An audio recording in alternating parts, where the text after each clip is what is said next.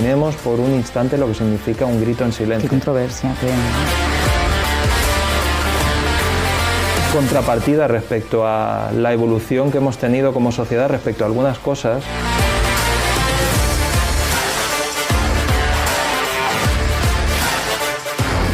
Pero la involución o los pasos atrás que hemos dado en otras.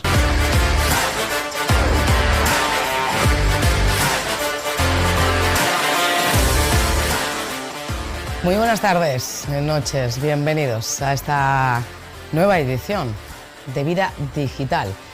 Este espacio, les recuerdo que realizamos aquí en Elche Cable World Televisión para todas las televisiones del grupo Cable World. Y desde luego lo realizamos en colaboración, como no podía ser de otra manera, con el Observatorio Español de Delitos Informáticos. En este sentido, les presento ya a nuestros invitados. Antes de entrar en materia, como no puede ser también de otra manera, nos acompaña en este día también Salvador Samperalenda, presidente del Observatorio Español de Delitos Informáticos. Bienvenido de nuevo. Buenas tardes, Ana, gracias. También nos acompaña José Luis Cobes Amorós, de Delta Abogados, abogado especialista en la materia que vamos a tratar hoy. Buenas tardes. En este día, bienvenido. Y a mi izquierda está con nosotros también en esta tarde Nicolás Condes Balboa, coordinador del área de prevención y de atención a jóvenes en Fundación Hora y Proyecto Hombre Alicante Elche. Bienvenido. Hola, Nicolás, ¿cómo gracias estás? por aceptar la invitación. Bueno, en este día diferentes temas queremos tratar, como saben, vinculados, como no puede ser de otra forma, a la vida digital.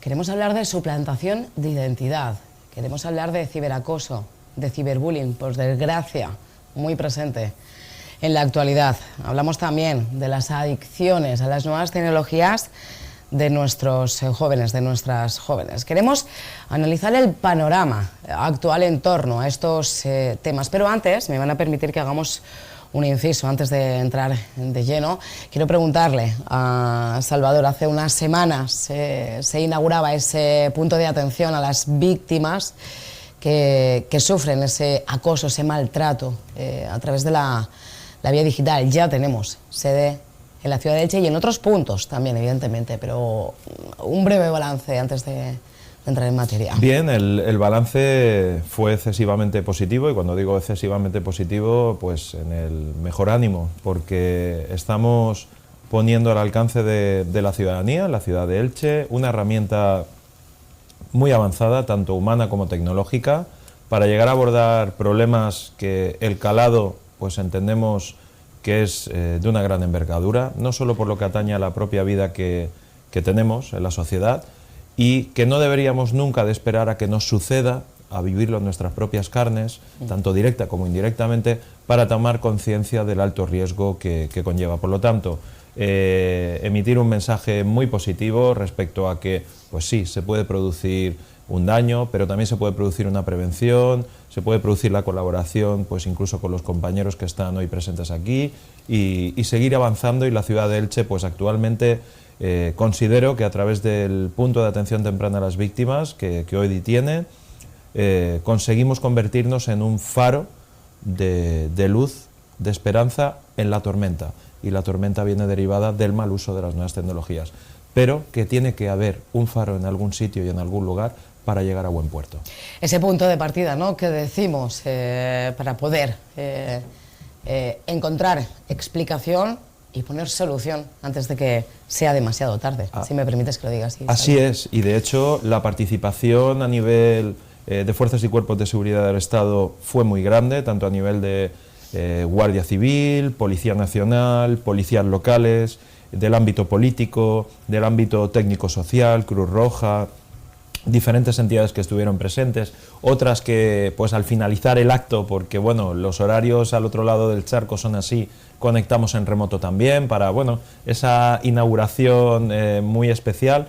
Y sobre todo también pues agradecer al concejal don Mariano Valera Pastor, que pues inauguró a través de esa placa inaugural de la propia sede, ese 6 de mayo del año 2022, que considero que va a marcar un antes y un después, tanto en la ciudad de Elche como en más de las 10 ciudades donde vamos a estar presentes a través de los puntos de atención temprana a las víctimas, y que considero que es un antes y un después.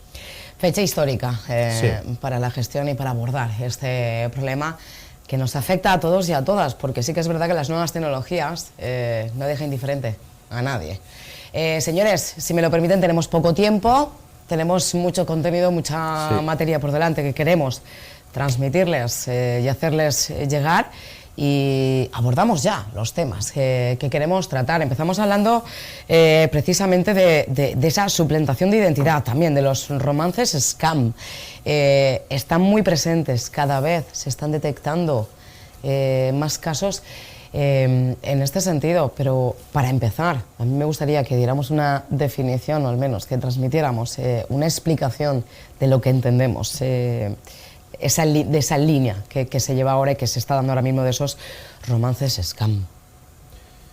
Bueno, pues por la parte técnica, lo que podemos compartir como analistas informáticos forenses es que pues es una situación muy híbrida en el sentido de que tenemos que entender, o quizá ahora cueste menos de entender, que el romance scam se venía pues bueno, infligiendo durante muchos años, pero hemos tomado más conciencia del significado de relacionarnos a través de la propia pandemia, donde incluso con nuestros propios familiares, cuando han estado distantes, tenemos que hacer una videollamada. Entonces ahí creo que podemos llegar a entender en nuestras propias carnes lo que significa. Ahora abordar lo que es el romance scam. El romance scam lo sufren hombres y mujeres, hay que decirlo como tal porque es así, pero la mayoría de víctimas en porcentaje y en letalidad lo sufren las mujeres.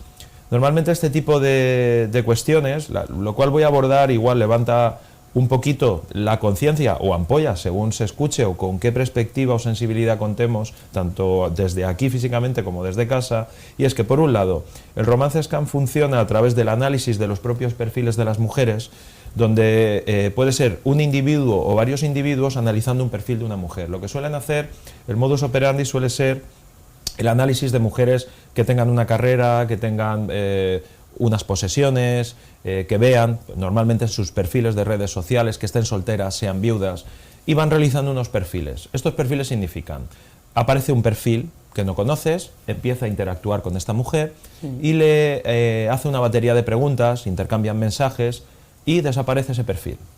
Más tarde aparece un nuevo perfil y ese nuevo perfil precisamente viene a responder a las mujeres todas las respuestas idílicas que esperaba, porque el anterior ya ha obtenido qué te gusta, qué no te gusta, dónde te gustaría viajar, qué deportes, qué comes, qué no comes, tus aficiones, lo que sea. Entonces, claro, es un hombre perfecto, porque cómo esa víctima va a pensar de que un perfil anterior le ha obtenido la información. Ese sería el de los primeros pasos. El primero fundamental es el análisis del perfil. Voy a ir ya concretando. El siguiente es mantener a la víctima en una constante atención o vigilia respecto a los mensajes. Voy a viajar, me voy a ir a una parte recóndita en el Sahel, África, Asia, Estados Unidos, Latinoamérica, lo que sea, porque las identidades de este tipo de perfiles son hombres con una muy buena apariencia, una posición, un estatus social, según lo que se ve a través de las redes sociales. No sabes quién hay detrás. Entonces todo eso es lo que va viendo la mujer. Normalmente son perfiles de militares, diplomáticos, policías, ex consejeros de algún gobierno. Ese es el perfil, no lo son. Esos perfiles obtienen las fotos e identidades de otras personas haciéndose pasar por esos hombres. Entonces, una vez que ya la mujer está sometida a una cantidad de mensajes muy continuados, durante la mañana, la tarde y la noche, hacen una primera prueba, un primer test, que es: he viajado a un lugar y precisamente la maleta o la valija se ha quedado detenida, necesito renovar internet, por si me podrías enviar 30 o 50 dólares. Suelen ser cantidades muy pequeñas. Se empiezan por cantidades pequeñas. Así es. ¿No? Y a partir de ahí ya el circuito va aumentando hasta que muchas de estas víctimas, y ya concluyo, terminan sin sus propiedades, sin su propia vida y sin nada. Entran en una espiral de depresión y son víctimas muy vulnerables y con un índice de suicidio muy alto. El mensaje último que quiero enviar es que la sociedad, respecto, por ejemplo, en violencia de género, cuando entendemos que hay, y aquí quiero enviar un mensaje a ver si podemos conseguir una reforma legislativa suficientemente contundente, porque cuando hay una pareja que se conoce una hora, una noche, en un área de un tardeo, de una zona disco, donde sea en la playa, y deciden tener una micro relación, en una hora pues puede sufrir una agresión por parte de ese hombre, y eso se consideraría un asunto de violencia de género. En cambio, una mujer que ha pasado 3 años con un romance scam, la tratan como que es un caso de estafa, simple y llanamente como comprar una bicicleta, ingresar el dinero y no te han enviado la bicicleta. Entonces creo que debemos de reformar socialmente muchas cosas y creo que no solo los informáticos forenses y los analistas, sino como sociedad, pero también todo lo que tenemos alrededor. Enseguida hablaremos precisamente de ese papel, ¿no?, que juega la sociedad y si estamos concienciados realmente de ese peligro y de esas agresiones virtuales que se pueden llegar a producir. Pero quiero plantearte una cuestión. Hablamos de relaciones que se van forjando a través de las nuevas tecnologías. Salva, tú has comentado imágenes, mensajes, pero hoy en día también tenemos el vídeo, tenemos la videollamada, tenemos, ¿se emplea el vídeo en este tipo de...? Los nuevos formatos de engaño son tan sumamente o hiper sofisticados que les sonaría ciencia ficción a la gente que nos pueda escuchar, pero se les llama deepfake. El deepfake lo que hace es obtener la imagen de esa persona y hacer un vídeo con la imagen de esa persona. Y piensas que estás hablando... Vamos, voy a ponerlo más fácil. Quien nos escuche nunca ha escuchado en la radio, valga la redundancia, una broma que se hace con un imitador de voz, haciéndose pasar por un famoso, un político, y la otra persona al otro lado pensaba que estaba hablando con el político, y es un imitador de voces. Pues esto es lo mismo, se coge el rostro, se monta en la imagen en la cual estás teniendo la videollamada y tú crees que estás hablando con esa persona. Entonces, pues es todo sumamente sofisticado, pero también tenemos que entender que los teléfonos móviles antes no existían y ahora tenemos ordenadores que los llevamos en el bolsillo. Entonces, sí, es posible. Suplantación de identidad y romances scam, ¿podemos hablar que van en la misma línea o son dos conceptos totalmente diferentes? Pues desde el técnico-jurídico, jurídico-técnico, aquí me voy a acompañar también con la ayuda del compañero José Luis Cobes como abogado. Pues a ver, habría que desmenuzar, realizar una serie de informes y un estudio técnico-legal también respecto a qué formulación puede llegar a ser, si es romance scam o si es que es una suplantación de identidad, porque no solo las víctimas sufren romance scam, sino que también lo que sufren es su propia imagen en un perfil de Tinder o en Facebook o en Instagram y no es ella. Es una persona que la quiere hacer daño, puede ser su pareja, su expareja, un compañero de trabajo, de estudios, y suplanta su identidad para hacerle daño, pero bueno... Claro, es que en este sentido hablamos de una víctima, cuando se suplanta la identidad o cuando se ve inmersa en un caso de romance scam, ya no es que solo se utilice su imagen, a lo mejor su imagen sin consentimiento, o que el victimario esté utilizando una imagen que no es la real, evidentemente, pero es que la víctima sufre una farsa completamente en todo este tiempo. Y múltiples victimizaciones, porque está la víctima y está el hombre o señor o la persona que sea, que lo que le hacen también es suplantarle la identidad también, que puede recibir una denuncia ese militar o ese policía porque dicen que es él el que le ha engañado a esa mujer, y no es él, es que han suplantado la identidad también de ese señor. Entonces, pues bueno... Los objetivos, enseguida entramos a analizar el marco legal, jurídico, en estos casos. Los objetivos de romance scam, tú ya lo has advertido en algún momento, ¿no? El objetivo es, bueno, pues estafar y obtener, ¿no?, rendimiento económico, pero cuando hablamos de suplantación de identidad, ¿también el objetivo va en esta línea o en algún momento se desvían? Lo que es suplantación, en sentido estricto, es cualquier hacerse pasar por una persona, en cualquier ámbito. Por tanto, se abre un múltiple abanico en cuanto a la posibilidad delictiva de esa suplantación. Como comentaba Salvador, evidentemente el tema del romance scam, el tratamiento legal que tiene actualmente básicamente es como una amenaza. Y contamos con tres problemas. En primer lugar, el origen muchas veces del delito ni siquiera tiene lugar en un entorno legal controlado, lo que sería el Estado español o la Unión Europea. Muchas veces son países que no hay ninguna regulación y que por tanto perseguir al delincuente supone un problema para la administración. Por otro lado, tenemos también el problema de la ley. La ley va por detrás de la sociedad. Siempre va 4, 5 o 10 años por detrás de la sociedad.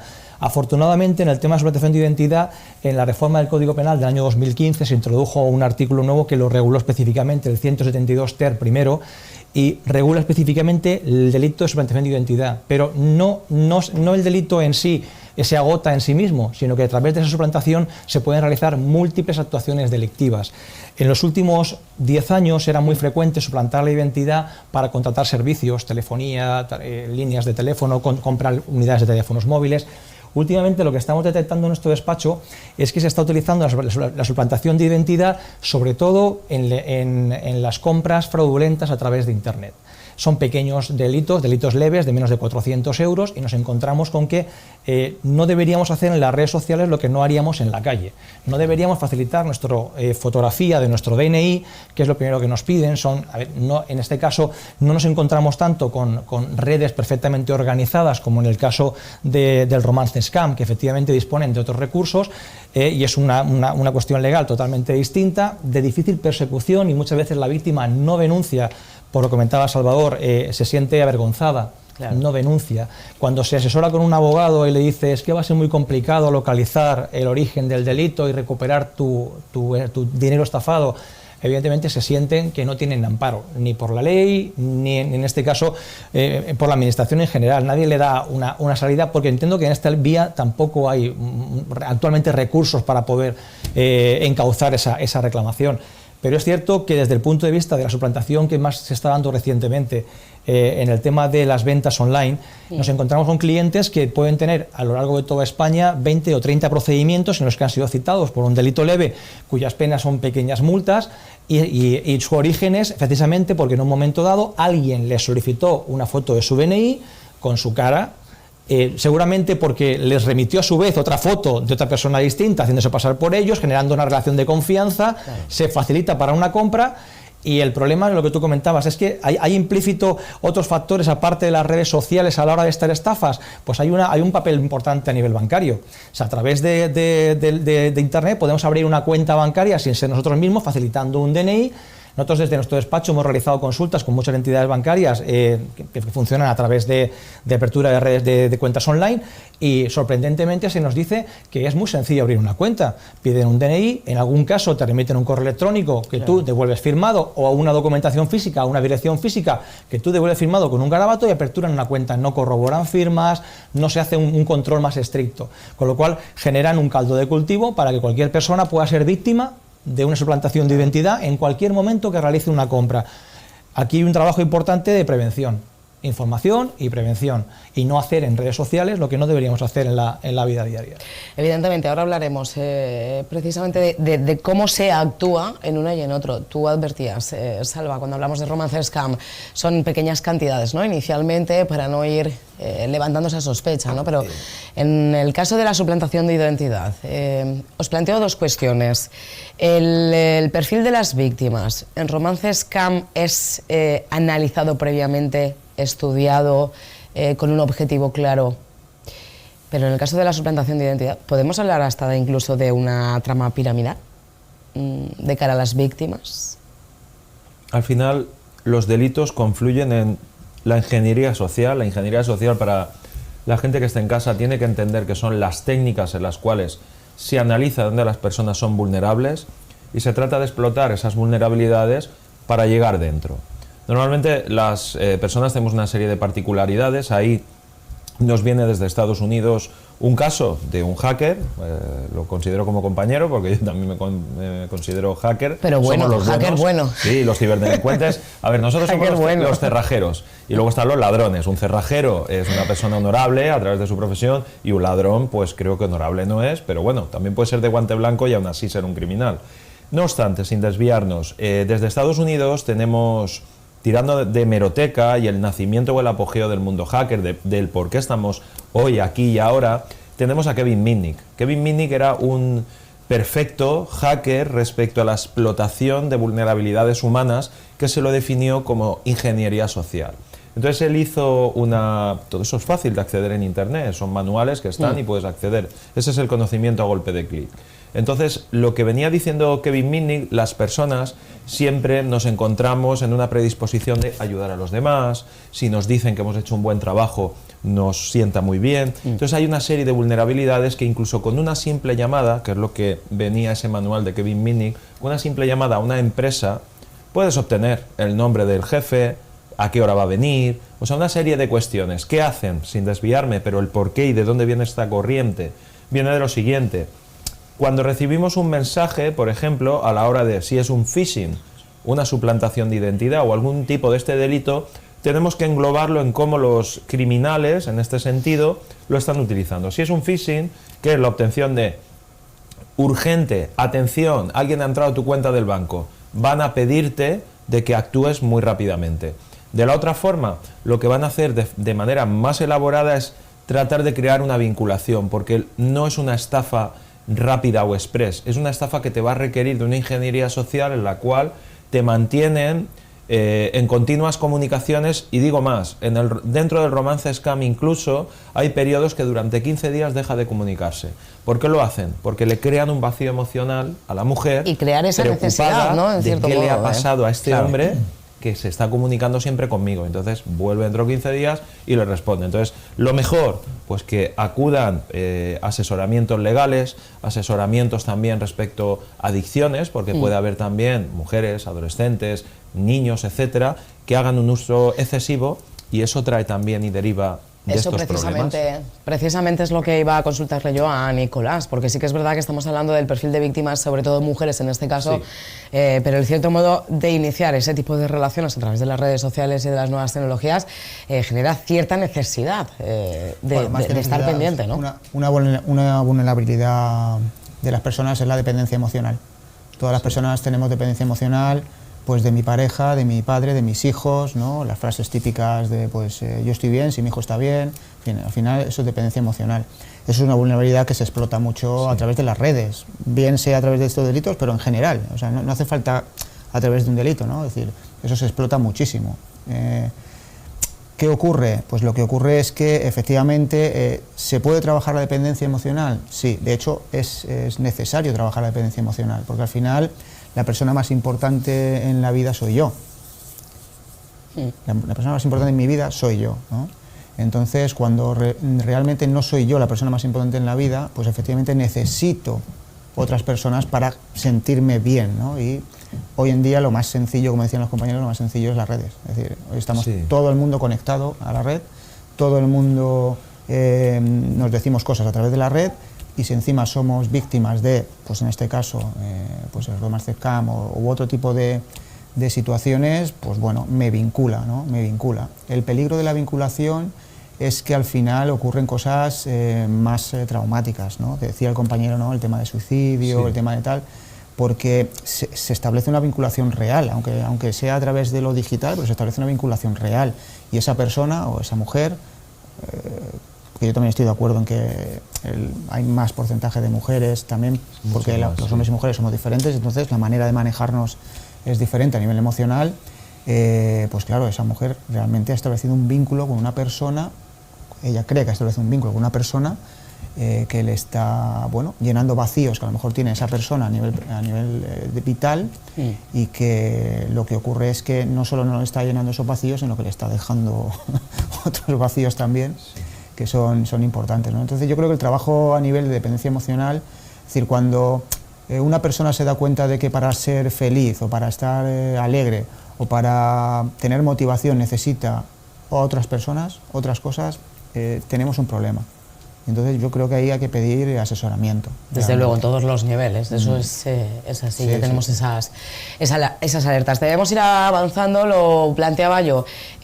José Luis, ámbito legal, ¿qué porcentaje de éxito se tiene a la hora de estos casos? En los casos de suplantación de identidad no hay unas estadísticas en cuanto a porcentaje de éxito. Yo os podría decir que el tratamiento es distinto. Evidentemente el perfil de romance scam es un perfil de mujer. En el caso de suplantación para estafas por internet no hay un perfil definido. Cualquiera puede ser víctima de esta suplantación. Estas suplantaciones vienen siempre de la mano de otros delitos, o bien la obtención de recursos, de contratos, de créditos, o simplemente la comisión de un delito. Utilizar ese suplantamiento de identidad para obtener estafa, hacer una estafa. En este caso, desde el punto de vista legal, ya hablamos de poner paños de agua fría, ya no hablamos de una actuación preventiva. Creo que hay un trabajo preventivo delante muy importante, sobre todo que desarrollan los compañeros, pero cuando interviene el abogado es porque ya ha saltado la alarma y se ha cometido un delito. En este caso, nuestro primer consejo es presentar una denuncia rápidamente, y el segundo consejo es registrarnos en una página de registro de documentos sustraídos. Esa página lo que hace es que agudiza y que ese documento de identidad, de cara a realizar cualquier tipo de operación, pues esté vinculado en esa página, se pueda consultar si es un posible documento sustraído, para que cualquier futura víctima pueda comprobar que efectivamente el DNI que se le facilita, si quiere tener la precaución de consultarlo, está en esa página. Claro. Pero al final lo que generamos es un conjunto de pruebas para intentar defender al que ha sido en primer momento víctima de la suplantación de identidad y que es el acusado en todos los procedimientos en los que se ha utilizado su identidad para cometer delitos. Entonces, desde el punto de vista legal, sí hay un trabajo del que además en ocasiones, y dependiendo de la entidad, solemos hacernos valer de informes periciales que vayan demostrando el camino que ha seguido esa suplantación y cómo a través de esa suplantación se han producido otros delitos. No olvidemos que muchas veces nos encontramos con clientes que son víctimas, pero a su vez son acusados en procedimientos judiciales. Entonces es muy importante valernos de las pruebas, muy importante capturas de pantalla, muy importante presentar denuncia, muy importante registrarse en esa página, y con todo ese conjunto de pruebas pues nos queda la última de las batallas, que es hacer entender a muchos entornos judiciales que estos delitos están encima de la mesa y que la prueba objetiva de haber obtenido un número de cuenta bancaria de titularidad de un señor no es más objetiva que la prueba que demuestra que este señor no abrió esa cuenta bancaria, no hizo uso de esa cuenta bancaria, no recibió la documentación ni la tarjeta de crédito que luego se utilizó para hacer los reintegros del dinero que va a esa cuenta bancaria. Y eso al final es un hándicap, porque obtenemos sentencias condenatorias en primera instancia que en apelación un tribunal compuesto de 3 jueces que entra a valorar determinadas cuestiones y que además aplica las últimas sentencias del Tribunal Supremo, acaban siendo sentencias absolutorias. Y vamos de ciudad en ciudad. Afortunadamente, a través de los medios digitales podemos hacerlo a través del sistema Webex y no hay que desplazarse físicamente a cada uno de los juzgados, pero posiblemente podemos tener casos de clientes con 10, 12 o 15 asuntos judiciales en diferentes ciudades de España donde se han producido las víctimas de esos fraudes, se han producido esos delitos y por tanto denuncian.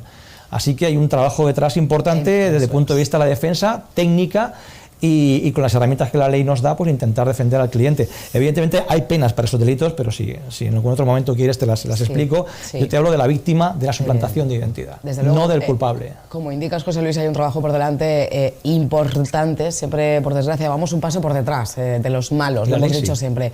Y me quedo con lo que tú habías comentado en esta materia de prevención. Es fundamental la prevención, siempre. Y todos en la sociedad tenemos parte. Vamos a hablar más temas. Yo no sé si en cierto modo uno desencadena en el otro según se van desarrollando los acontecimientos. En este día también queremos abordar el ciberacoso y el ciberbullying, pero vamos por partes. Primero, ciberacoso. Yo decía, no sé si desencadena a lo mejor de romance, scam. Al final todo se vuelve tan sumamente enredado que puede llegar a terminar en ciberacoso. Salva. Bueno, a ver. Lo estoy llevando creo que a un extremo... Depende de la visión, como víctima o victimario. Y me refiero a lo siguiente. Como víctima en el sentido de que sí, una situación de romance scam puede, pero para que la audiencia también entienda, porque si no se hace una mezcla que al final no se llega a separar el grano de la paja. Podemos tener dentro del romance scam, vamos a ponerlo así, una suplantación de identidad del hombre, señor, quien sea, o la autoridad que esté representando ese perfil, porque es un perfil inexistente en la realidad, pero que finalmente detecte el agresor digital, vamos a definirlo así, de que la mujer no ha picado, no ha mordido el anzuelo. Normalmente no suele tener esta tendencia porque no dedican tiempo que no sea el de obtener y estafar y obtener mucho dinero, que produce una letalidad muy grande, porque vuelvo a repetir, no es como comprar una bicicleta que la paga y haga las transferencias y no recibe la bicicleta. Estamos hablando de un trabajo emocional en la persona que le crea un vacío existencial que es letal. Y continuado en el tiempo, además. Que 24 horas los 7 días de la semana, porque esa desaparición de ese perfil que no se quiere comunicar durante 15 días, lo que produce pues son daños considerables a la víctima. Pero por seguir hilando, el acoso sería realmente cuando ese perfil empieza a hostigar, a amenazar, por ejemplo, la mujer dice que no, pero continúa recibiendo de forma continuada mensajes. Entonces, el ciberacoso, ciberstalking, si cogemos los acrónimos anglosajones, stalking, acoso, ciberstalking, ciberacoso. Principalmente porque viene de allí todas estas cuestiones. En el ciberacoso tiene que haber una constante, y es la primera, que desde las comunicaciones en las cuales las usuarias o usuarios que no quieren seguir manteniendo comunicaciones siguen recibiéndolo por la otra parte, de manera continuada, es un acoso. Pero es muy importante, tiene que ser de manera continuada. Por lo tanto, aquí hay una pescadilla que se muerde la cola respecto al antiguo modelo, me refiero al antiguo modelo que no vivía las nuevas tecnologías, al nuevo modelo. El nuevo modelo significa que si por un lado bloqueamos, por el otro perdemos la capacidad de poder demostrar de que se nos está acosando. Entonces ahí hay un balance muy complicado. Claro, pero ¿cuánto tiempo tiene que aguantar la víctima el ciberacoso para...? No se trata de que la víctima tenga que aguantar, es que siempre estamos poniendo el peso a las víctimas cuando no son las víctimas las que tienen que cargar el peso. Por ejemplo, cuando una víctima tiene una orden de alejamiento porque su agresor en potencia puede peligrar su integridad física y se le pone 500 metros, a las víctimas no se les dice no salgas de casa porque lo provocas, no vayas a cortarte el pelo porque lo provocas, no vayas con tus amigas porque lo provocas, no.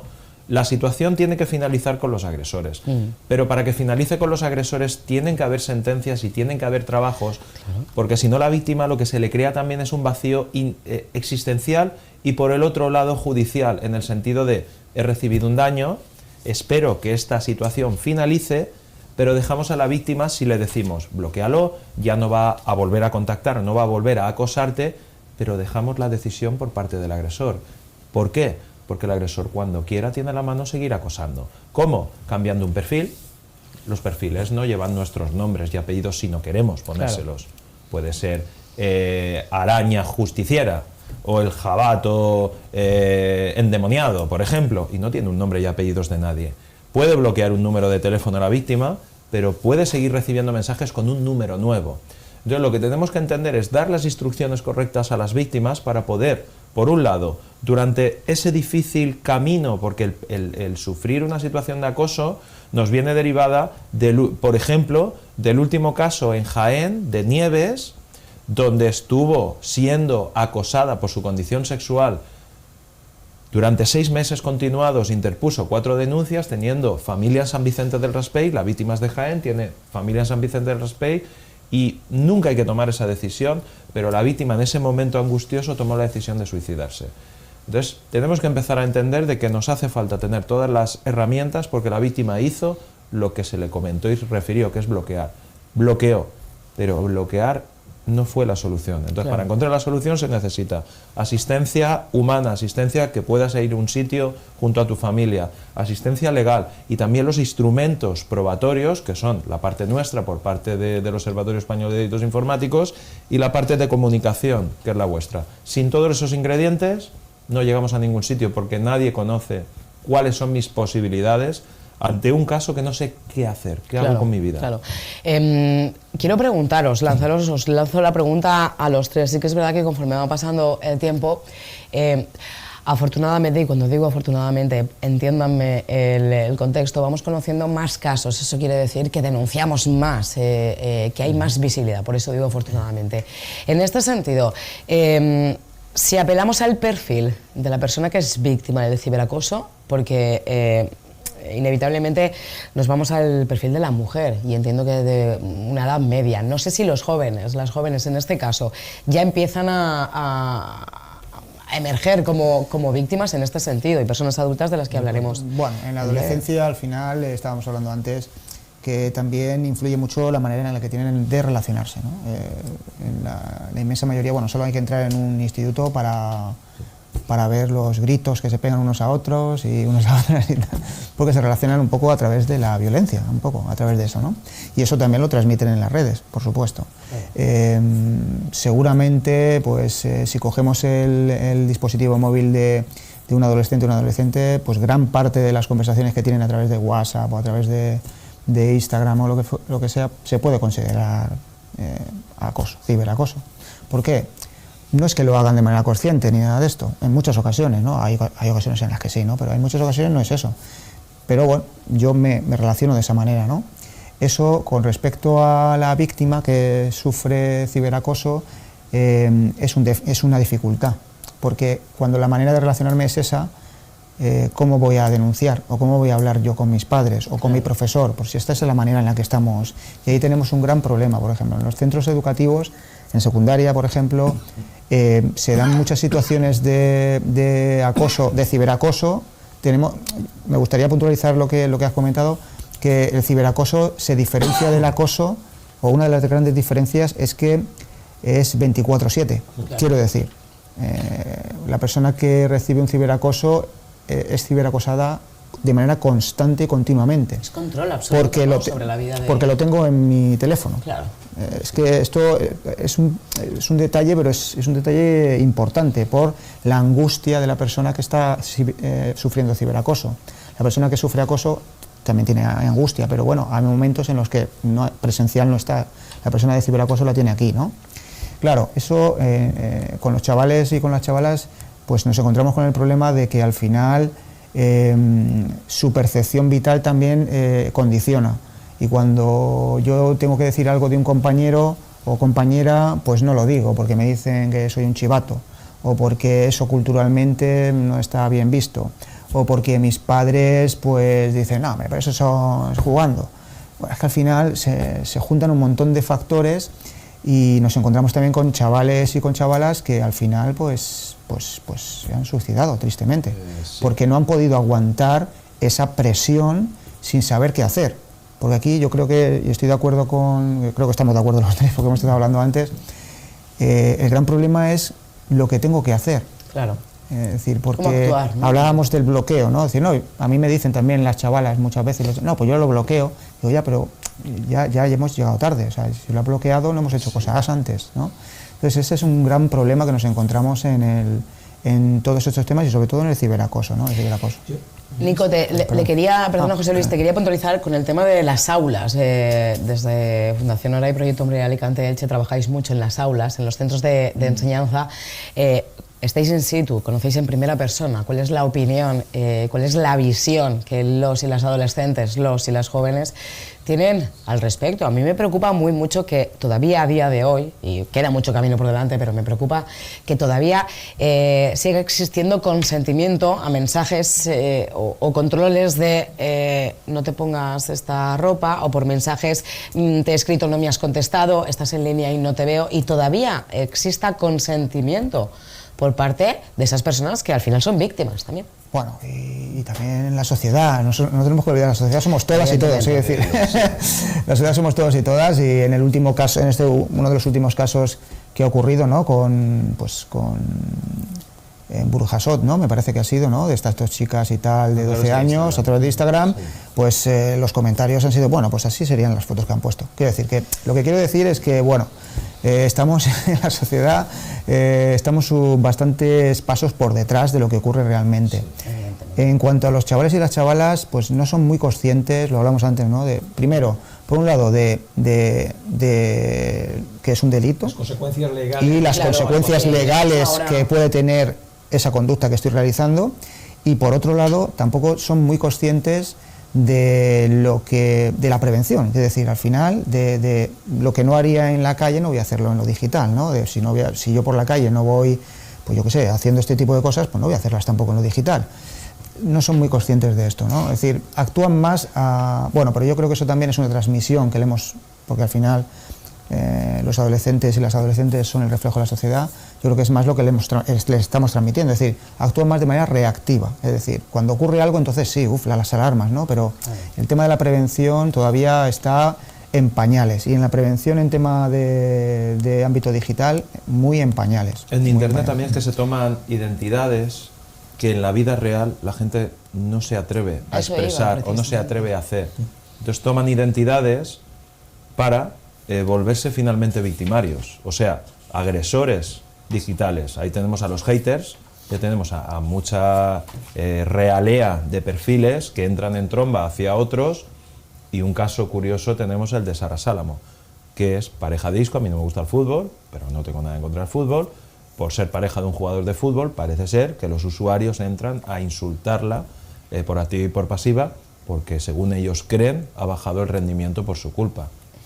Pero eso no se lo pueden echar a un compañero de equipo, tiene que ser su pareja. ¿Por qué? Por ser mujer o porque ha bajado el rendimiento. Entonces, aquí tenemos también ciertas cuestiones, que es la que nos lleva a los ciberestereotipos, que es lo que comentaba el compañero, y a través de esos ciberestereotipos, que es cómo viste la mujer, cómo tiene que dejar de vestir, qué es lo que tiene que hacer, qué es lo que no puede hacer, viene también mucha victimización a través de del ataque digital. Cuando hablamos de ciberacoso no solo hablamos de relaciones de pareja, hablamos en general, José Luis, perdona, sí, te había quería apuntar, yo sí distinguiría entre ciberacoso y un ciberbullying. Evidentemente. Básicamente porque ciberacoso es cierto que desde el punto de vista judicial no se materializan determinadas denuncias de actuaciones delictivas, totalmente delictivas en el ámbito adolescente, precisamente porque tienen muy interiorizado que es su forma de comunicación y que realmente no son conscientes ni de que es un delito ni de las consecuencias de esa actuación. Desde compartir una foto que sea un poco inapropiada hasta hacer un ciberbullying. Y hablo de ciberbullying porque el ciberbullying no lo hace una única persona, suele estar combinado tanto por redes sociales como de forma presencial y suele ser un conjunto de personas los que lo realizan y son los que realmente meten la presión en ese adolescente que termina, pues, desgraciadamente, en un tema suicidio. Desde el punto de vista del ciberacoso es más específico, es más de una edad más madura y generalmente lo realizan una única persona. Con ese seguimiento, con ese hostigamiento, con esa limitación de tu libertad, y en estos casos sí se judicializa y sí se consiguen sentencias condenatorias, que muchas veces son combinadas, no solamente en el tema del acoso, sino además esas amenazas con voy a difundir imágenes que tú me has facilitado en redes sociales. O sea, realmente las penas son muy importantes y pensamos que ahí sí hay regulación para poder trabajar con ellas. ¿Podemos aislar o tratar de forma independiente ciberacoso y violencia de género en el caso de las mujeres? A ver, yo creo que el ciberacoso es una forma muy clara de violencia.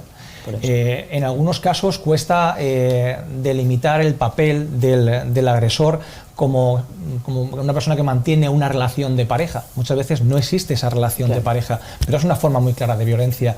Está específicamente regulado y hay penas específicas para el ciberacoso. Como comenté, la reforma del Código Penal 2015 ya reguló el ciberacoso. Y tan solo un pequeño apunte a lo que tú comentabas, y es el tema de la prevención. Yo creo que no solamente vamos por detrás, sino que España va todavía mucho más por detrás. Hay países, en este caso, hay estudios en Finlandia, en Italia o en Holanda que ya han puesto en práctica métodos educativos de cara a prevenir el ciberbullying, incluso creando plataformas digitales, apps, que sea muy fácil la denuncia, como una forma de ser el detonante que ponga en marcha un proceso concreto en cada caso para poder actuar, valorarlo y prevenir. Entonces, todo esto aquí nos falta un poquito desarrollarlo. En ese sentido, cuando hablamos de ciberacoso, hablamos de acoso a una persona. En el caso de que se decida denunciar, que debería hacerse así, denunciar evidentemente, se ve implicada esa persona con el victimario o demás partes que hayan consentido ese ciberacoso. Pero cuando hablamos de ciberbullying, entran en juego, y permítanme que lo diga así, el entorno familiar, padres, madres, colegios. Compañeros, compañeras, los espectadores en el ciberbullying son muy importantes, las personas espectadoras, ¿no? Entonces, el no hacer nada ahí, ¿no? Porque no tengo por qué ponerme en medio de nada, sino pues tengo mi cometido es que yo pues he presenciado algo que no y lo tengo que denunciar, ¿no? Bueno, hay muchos roles en el ciberbullying al final, muchos roles también por las situaciones en las que se da, ¿no? El contexto en el que se da, hay muchas situaciones. Los miedos de las familias, por ejemplo, bueno, los miedos, primero el no saber de las familias, pero luego también los miedos de la familia, porque nosotros nos encontramos con familias que sí, que estamos viviendo en el siglo XXI, pero y estábamos hablando antes, ¿no? De familias pues de 40 en adelante, ¿no? Bueno, más o menos, que son los adolescentes hoy en día y que tienen muchas veces un imaginario de hace mucho tiempo. Es decir, estamos en el siglo XXI, hay una legislación, hay un montón de herramientas que podemos... Nos faltan herramientas, por supuesto, pero hay un montón de herramientas que podemos utilizar, ¿no? Los padres les cuesta mucho intervenir o utilizar programas de control parental, por ejemplo, de ese tipo de aspectos que hoy en día son bastante cotidianos. Yo creo que el trabajo de Salva es muy importante, pero va a contracorriente. Está siempre curando en lugar de prevenir. Claro. Y muchas veces hablábamos antes de iniciar el programa de que existe un gran salto generacional por culpa de las redes sociales entre los padres a partir de 40 y los hijos por debajo de 20. Eso ha sido un distanciamiento brutal. Un trabajo por parte de las familias, y yo sé que el compañero hace cursos de formación, y comentábamos que asisten muy pocas familias a esos cursos de formación. Muy pocas, claro. Con lo cual, pues no sé lo que tenemos que hacer, pero el trabajo empieza en casa. Y esa forma de concienciar a esos espectadores pasa porque en casa te vayan dando unas directrices. Luego ya, evidentemente, esa confianza creada entre padre e hijo, pues ya dará, digamos, las herramientas para poder seguir qué actuaciones debemos hacer. Y sobre todo una transmisión de valores importante. Quiero decir, al final vivimos en una sociedad y yo soy corresponsable de lo que ocurre en esta sociedad. Sí. Lo que no puede ser es que estemos en una sociedad en la que se premia el individualismo, ¿no? Y entonces al final el mensaje que le transmitimos a nuestros hijos y a nuestras hijas es que, bueno, tú no te metas, que si no, y tal, claro, eso no puede ser. Y esto está ocurriendo, esto ocurre hoy en día, eso ocurre muchísimo hoy en día. Y cuando es, claro, a nivel digital, es muy difícil esto de no te metas, porque estás. Existe también un problema. El primero es que de momento no me toca a mí. El segundo, la complejidad de los medios digitales, donde esa brecha generacional, los hijos y las hijas saben más que la propia mamá y el propio papá, y le dan el dispositivo, mírame, que es una actualización, ¿qué hago? Actualizo, no actualizo, me ha salido este mensaje. Entonces ahí tenemos que entender diferentes conceptos. El primero, el acceso ilimitado a la información que tiene en Internet, tanto para bien como para mal. Pueden los menores acceder a contenidos pornográficos que pueden deformar su realidad, pueden pensar que ese es el hábito de relacionarse sanamente, porque las relaciones sexuales son sanas. Yo creo que ya vivimos tiempos pasados donde en España teníamos que ir a Francia por una revista o por una película erótica, ni siquiera pornográfica, erótica. Entonces, ahora que hay tanto acceso, tenemos el problema de falta de comunicación. Y estamos delegando la comunicación en los medios digitales, donde los menores pueden acceder a cualquier medio solo haciendo una consulta. O sea, sí, te sale el aviso. Solo para mayores de 18 años, no puedes entrar. ¿Tienes 18 años? Sí, no. Sí, yo lo que quiero es ver el contenido. Entonces eso es lo primero. Lo segundo, cuando ocurre un problema, como no hay esa cibereducación, la manera de manejar el problema agrava la situación. Por ejemplo, en un caso de ciberbullying, manejar negativamente el problema agrava la situación porque el papá o la mamá se frustran terriblemente de que su hijo o su hija esté siendo acosado o acosada. ¿Cuál es la fórmula?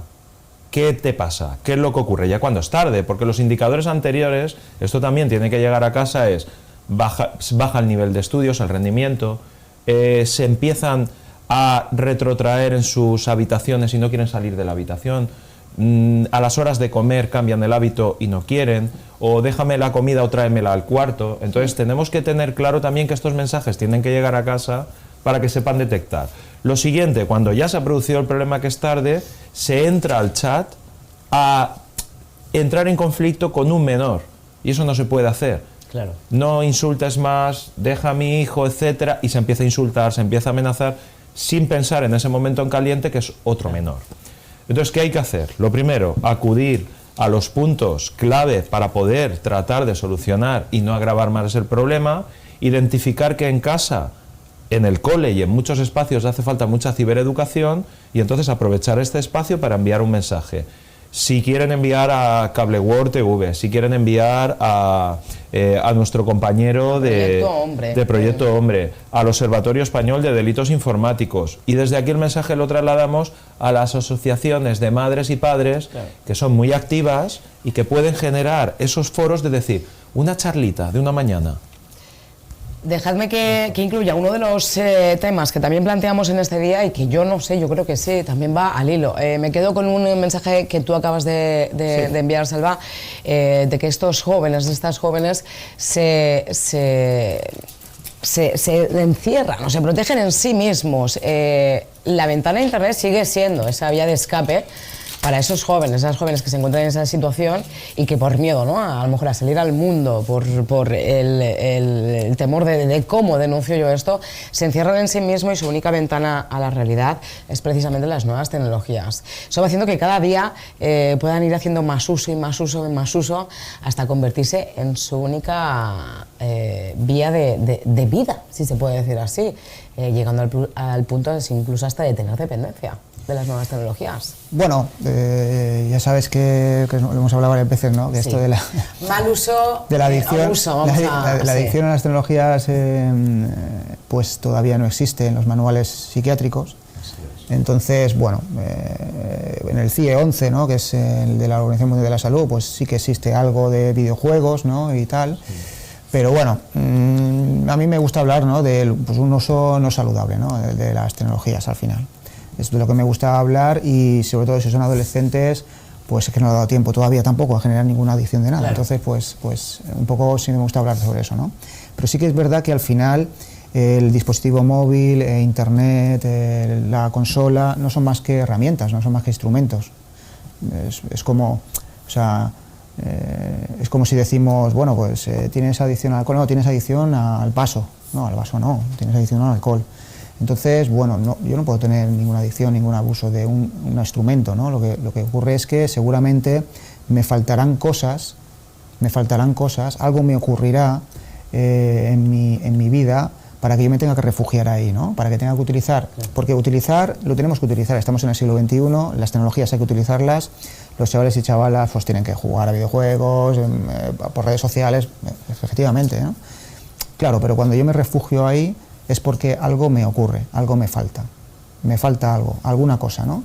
Y en eso sí que es verdad que también las familias, y bueno, en este caso también yo quiero meter pues al profesorado, ¿no? Porque, oye, también, pasan gran parte de tiempo con ellos, ¿no? Pues tenemos que estar atentos un poco a estos indicativos, ¿no? A estas lucecitas que se pueden ir encendiendo, ¿no? Al final, pues un chaval o una chaval, voy a poner un ejemplo de un chaval que tenemos, ¿no?, tenemos ahora, pues un chaval que juega a la Play 3 horas, pues eso es mucho tiempo, eso es abuso, eso no es abuso. Una pregunta, ¿no? ¿Y cuál es claro, pues, el baremo? efectivamente, ¿Cuál es la vara de medir en ese sentido? Si nos tenemos que apoyar en los estudios están hechos en una temporalidad en la que no estamos ahora, por lo tanto ya no sirven. O sea, los estudios hablaban de 3/4 de hora con pantallas, claro, 3/4 de hora con pantalla. Hoy en día, 3/4 de hora con pantalla, es que eso... ¿En cuánto te levantas? Pues es que te has levantado, has visto Twitter, has visto tal y ya has terminado, ya está. Eso no puede ser, ¿no? Pero claro, hay otros indicadores que me indican que hay un problema. ¿Qué indicadores? Pues si de repente hay una diferencia en el rendimiento escolar, si de repente hay más agresividad cuando yo te digo a ti, oye, parece que estás utilizando mucho la Play, y de repente se monta un follón, eso es un indicativo muy importante. Es decir, hay diferentes indicadores que me pueden decir, oye, pues aquí sí que tenemos un problema. Si no existen el resto de indicadores, todo funciona bien, pues bueno, yo no digo que los chavales tengan que estar jugando 5 horas, yo no digo eso, pero bueno, que estén jugando. Hoy en día para un chaval jugar un par de horas a un videojuego, hoy en día los videojuegos son multiplataforma, multijugador, juegan en grupo. Sí. Tenemos que ponernos en la cabeza también de un chaval que está jugando al Fortnite y se le cumple el tiempo y dice, me voy del grupo. Cuando un chaval dice que me voy del grupo, no lo aceptan más en ese grupo. Claro, eso también lo tenemos que entender. Eso lo tenemos que entender. Exactamente. Claro. Ellos juegan y están hablando, socializan. Eso nos cuesta entenderlo a lo mejor a las personas adultas, pero bueno, es así, ¿no? Y si no existen otro tipo de indicadores, bueno, pues a ver, pues ya está. Vamos a intentar limitar un poco la utilización, pero bueno, no pasa nada realmente. Lo que nos tenemos que preocupar es cuando hay otro tipo de indicadores que me dicen, aquí algo pasa. Efectivamente, un factor más es el tiempo que dedico o a los juegos que juego. No puede ser que un chaval de 9 años juegue a Fortnite, no puede ser. Los padres me dicen, la madre me dicen, no, hombre, pues si ahí no hay sangre. Digo, hombre, no hay sangre, pero tiene que matar a 99 personas. Yo qué sé, para un chaval de 9 años a lo mejor eso no lo entiende. ¿No? Claro, entonces nos quedamos en cosas muy superficiales que no ayudan mucho a la cibereducación, no ayudan muchísimo a la educación. En esta línea os hago un planteamiento, no sé si habéis abordado casos en este sentido de ciberbullying. Yo hablaba de ese mal uso o abuso de las nuevas tecnologías por parte de víctimas de ciberbullying. Os pregunto, ¿habéis tenido casos o tenéis conocimiento de casos de víctimas de ciberbullying que una de las medidas primordiales sea abandonar las redes sociales, no hacer uso ya de los dispositivos? ¿Lo contemplan estas víctimas, el alejarse de las redes sociales, a pesar de que es el principal foco por donde reciben? Lo que pasa es que colateralmente date cuenta que, por otro lado, me estoy autolimitando muchísimo en la época en la que estamos, en el siglo XXI. Es decir, en el siglo XXI no utilizar las redes es una autolimitación. Es decir, cuando nos encontramos con chavales a lo mejor que tienen 13 años, 14 años, que no tienen dispositivo móvil, porque lo ha decidido la familia, es una decisión suya, claro, ahí no, pero claro, también hay que pensar cómo se siente ese chaval con respecto a su grupo de iguales, que todos tienen móvil, que quedan a través del WhatsApp y él no se entera. Entonces todo eso yo creo que hay que pensarlo también. Estamos hablando de un caso, claro, un caso de ciberbullying, bueno... Hay que tratar también de encontrar herramientas. Nosotros hicimos un trabajo, estuvimos por la Vega Baja, por aquí cerca de Elche, por las partidas a partir de la Marina, hacia adelante, etcétera. Hicimos un evento de robótica para tratar de esa fórmula, porque también hay que tratar de encontrar un espacio que pues se pueda cohabitar y se pueda hablar. O sea, crear una desconexión total es muy problemático porque toda persona necesita una deshabituación a lo que sea. Es como si cogemos ahora y de golpe no vas a trabajar más. Ostras, que te digan una mañana que ya no vas a tu trabajo y muchas veces pienses, ¿cuándo voy a descansar? Y luego te digan, mañana usted no venga. Te puede crear un problema. Primero, porque es tu hábito, estás acostumbrado a ello. Segundo, porque son tus herramientas en la vida, tanto económica como para poder moverte socialmente, porque el trabajo también nos habilita para ello. Pero para los menores, que no tienen una carga de trabajo, no tienen una hipoteca, no tienen... Su mundo lo conforman a través de las nuevas tecnologías. Si los quitamos de golpe, porque las nuevas tecnologías nos generan una adicción, no solo a los menores, es que los menores por la calle ven a los mayores cuando cruzan por la calle sin mirar cómo viene un coche, sí, pegados al teléfono móvil. O sea, no es que los menores tengan un mundo donde los mayores los veamos, no, es que son pequeños y son adictos. No, disculpen, los menores nos ven a nosotros y nos ven que estamos constantemente con las nuevas tecnologías. Entonces tenemos que tratar de ir poco a poco haciendo una transición, encontrar espacios. Por ejemplo, aquí en Elche, la ciudad de Elche, hay una academia de robótica donde las papás y los mamás se puedan encontrar para hablar y al mismo tiempo los menores estén en contacto con la tecnología, pero que esa tecnología no sea tan sumersiva, o sea, no tengas que hacer una inmersión de continuar hablando, sino de creatividad. Voy a crear un robot, estoy con otros menores que no conozco, que salgo de mi zona de confort, estoy con otras personitas y uno hace un robot de una forma, otro de otra. Entonces, quitarles de las nuevas tecnologías, creo que quitarles de las nuevas tecnologías, si su futuro va a depender de ello, creo que no va a ser lo más hábil, pero hay que encontrar espacios. Sí, que es verdad que a nivel terapéutico en algunas ocasiones hay que eliminar el estímulo, quiero decir, sí. Esto normalmente cuando es por abuso de telefonía móvil, normalmente no, pero sí que es verdad que cuando es por abuso de, pues eso, de juego, de videojuegos, ¿no? De play. Correcto. Y tal, en algunas ocasiones sí que es necesario eliminar ese estímulo. En ese caso sí. En algunos casos, en todos tampoco, pero en algunos casos, porque sí que es verdad que la inmersión es tanta, que al chaval, hablo de chaval porque en el videojuego normalmente son chicos. La tendencia es más masculina a los gamers. Al chaval esto de hacerlo de una manera poco a poco le va a costar mucho más, ¿no? Entonces sí. Normalmente pues se elimina, no digo durante mucho tiempo, pero se elimina o se transforma en una consecuencia positiva de que, bueno, es un privilegio al fin y al cabo, pero se transforma en un privilegio que tengo que conseguir a través de un esfuerzo y entonces, bueno, pues sí que es verdad que ahí, en algunos casos sí que es necesario esa eliminación del estímulo, sí. Vamos llegando al final de este programa, de esta entrega de Vida Digital. Sí que es verdad que, si me lo permitís, se nos quedan temas en el tintero que evidentemente abordaremos en próximas ediciones de una forma más profunda.